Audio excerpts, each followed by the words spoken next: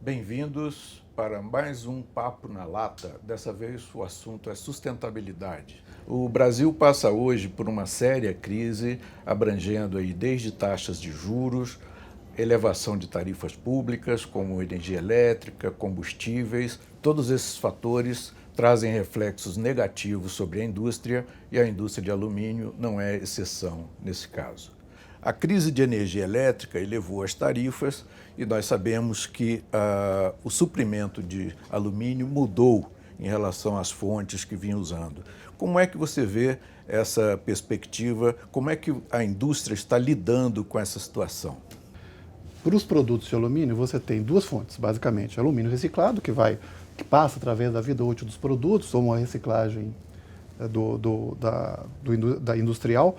E depois você tem o alumínio primário, aquele alumínio que é produzido da bauxita do alumínio. E é muito eletrointensivo. Dos últimos 10 anos, dos últimos 13 anos, desde o início da década de 2000, o custo de energia elétrica no Brasil cresce a uma taxa mais ou menos de 10% a 11%. É claro que crescendo a uma taxa de 10% a 11%, e o preço do alumínio, que é vendido no mercado, que basicamente é o preço da Bolsa de Londres, não modificando, uma hora ele se torna, essa conta não fecha, né? Você tem os custos que são superiores àqueles que deveriam ser. Em função disso, isso acontece em outros países também, o Brasil está diminuindo a sua produção de alumínio primário.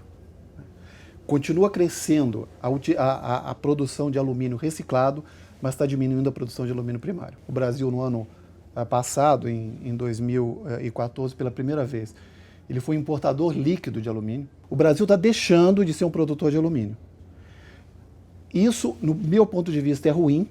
O Brasil tem as melhores reservas de bauxita do mundo, tem uma bauxita de excelente qualidade, ele tem uma matriz energética de baixíssimo custo, não preço, né? E tem uma indústria transformadora do alumínio que investiu muito. Então, teoricamente, o Brasil deveria ser um grande produtor de alumínio de toda a cadeia do alumínio, mas isso não está acontecendo. Então, o Brasil está se tornando um importador de alumínio primário, né?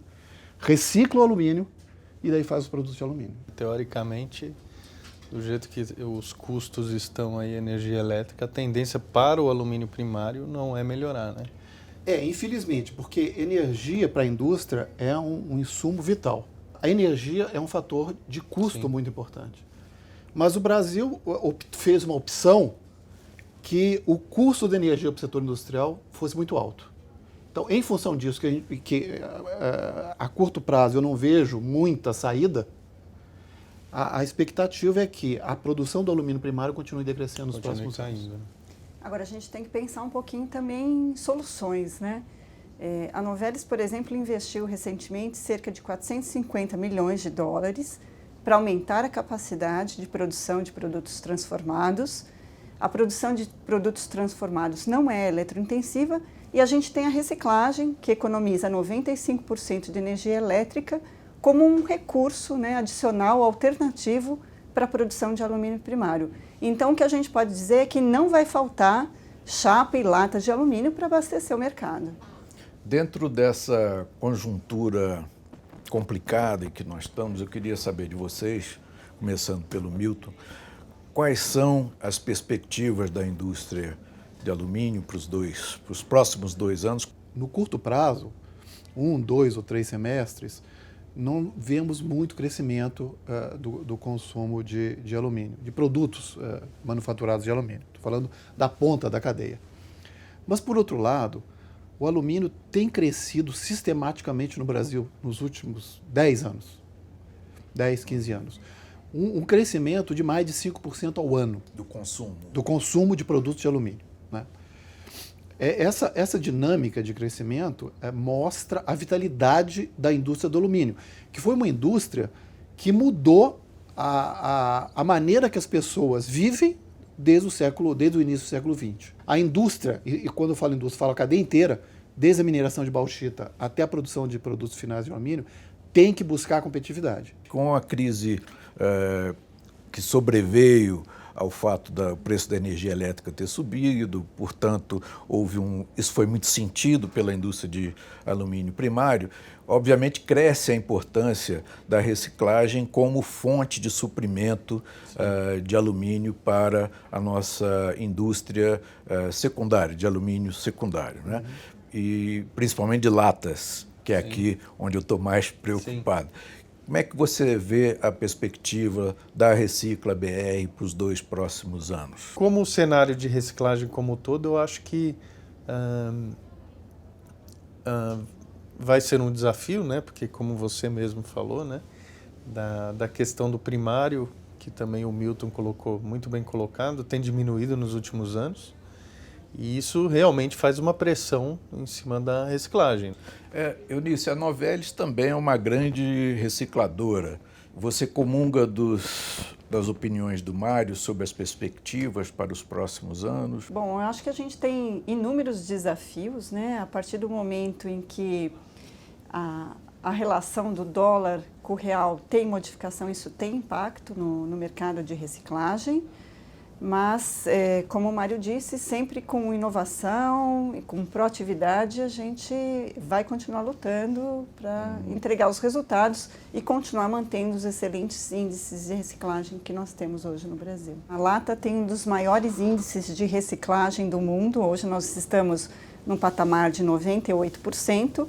E 60% do conteúdo da lata já vem de material reciclado. A reciclagem da lata como poupadora de energia elétrica acaba por contribuir com a oferta de energia elétrica, ou seja, de uma certa forma, ela produz energia elétrica e favorece o abastecimento desse insumo. Que é energia empacotada, né?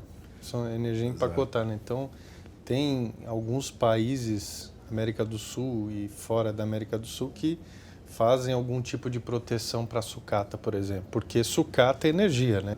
Porém, no ramo de reciclagem, como a Eunice falou, só consome 5% da energia do primário. Então, é uma fonte limitado, porém, já estamos com 500 mil toneladas por ano, aproximadamente. Aproximadamente um terço do consumo doméstico do país já é reciclado. Então, é muito importante, a gente tem que dar bastante importância. O governo tem que dar bastante importância nisso também, né? A indústria, ao reduzir a produção de alumínio primário, também está deixando de consumir energia, né? Energia elétrica, por um lado, e por outro lado, é uma grande autogeradora de energia. O que está acontecendo com essa energia que sobra? Por enquanto não sobra, né? Espero que não sobre, no seguinte sentido, porque se sobrasse vai significar que o Brasil vai diminuir ainda mais a produção de alumínio primário. Se a indústria do alumínio não tivesse reduzido a sua produção, faltaria energia no Brasil. Nós estaríamos no apagão. Quanto a isso, não tem dúvida. Uma vez que o custo dessa energia é dado pelo governo, essa energia começou a ficar tão cara que, como eu estava falando antes, não fechava mais a conta. Então, essas empresas começam a diminuir. Algumas, dependendo do contrato, vendem essa energia que é em excesso, mas é importante lembrar o seguinte: essas empresas não vendem energia como negócio. O negócio dessas empresas é produzir alumínio. Continuando sobre a questão do ICMS, nós sabemos que o sistema de recolhimento causa problemas para a indústria recicladora. Que tipo de problemas são esses e que possíveis soluções existem para minimizá-los? Quando nós compramos a sucata dentro do estado, não é tributário no ICMS. Todas as nossas plantas, por exemplo, hoje estão em São Paulo. Então eu tenho que eu compro essa sucata do Brasil inteiro e trago tudo para São Paulo. Quando chega em São Paulo, se for de outro estado, efetivamente é tributado, ok? E aí que começam os problemas. Aí que você tem problema de informalidade, você tem problema de sonegação, você tem um problema inclusive da guerra fiscal também, porque algumas empresas podem ter benefício fiscal e por isso o recolhimento é menor. Então, assim, enquanto não resolvermos essa situação, ainda a indústria de reciclagem ainda vai continuar sofrendo. Há uma polêmica sobre a questão da bitributação dos produtos reciclados e da reciclagem por consequência, né? E a polêmica é mais ou menos, pode ser descrita mais ou menos como o produto que terminou a sua vida útil já pagou, já fez o pagamento dos tributos devidos, né? Ao se transformar em sucata e depois ao ser reciclado, ele paga novamente esses mesmos tributos. Exatamente. Então, seria essa uma questão de bitributação? Que encara como uma bitributação, porque efetivamente o produto já foi vendido, já foi recolhido o imposto, já virou sucata, e nós estamos fazendo um trabalho de reciclar todo esse alumínio, né? E depois, efetivamente, na transformação, na reciclagem, a indústria fazer a transformação, novamente é tributado. Uma das soluções, posso dizer, seria a indústria também, na compra dessa sucata, né, na compra da sucata de alumínio, se creditar desse imposto.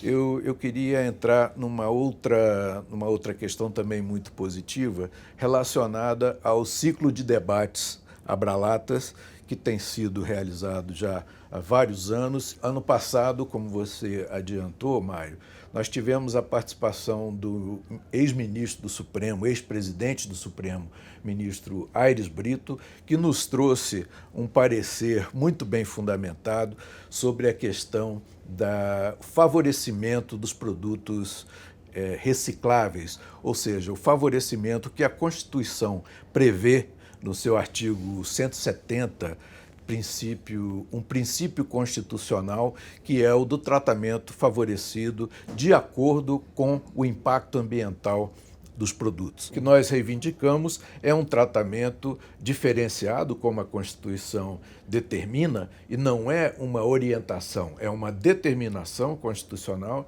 de que os produtos de mais baixo impacto ambiental tenham um tratamento favorecido. Essa é a nossa bandeira, é a bandeira de todos nós, que nós esperamos ver crescer nos próximos anos, se transformando em coisas concretas. O ponto que nós estamos vendo aí como decisivo é que não há forma de se levar a questão de sustentabilidade para os diversos produtos e serviços sem que isso se transforme em custo. Ou seja, enquanto as medidas necessárias para que a gente alcance um alto nível de sustentabilidade, enquanto isso não se transformar em custo, a indústria e o consumidor não vão responder. Sim. Então, é importante que se incuta na sociedade esse novo custo econômico, um custo social, de que as medidas mais sustentáveis vão implicar em custos mais baixos do que os produtos menos sustentáveis. Enquanto isso não for feito, enquanto a sociedade não se comportar, ou a indústria não se comportar dessa forma, nós não vamos conseguir induzir tanto a produção, nem a produção e nem o consumo, no sentido de um consumo e de uma produção mais sustentáveis. Assim nós concluímos esse Papo na Lata. Eu quero agradecer aqui a presença da Eunice, do Mário e do Milton, representando todo o setor. Até o próximo Papo na Lata.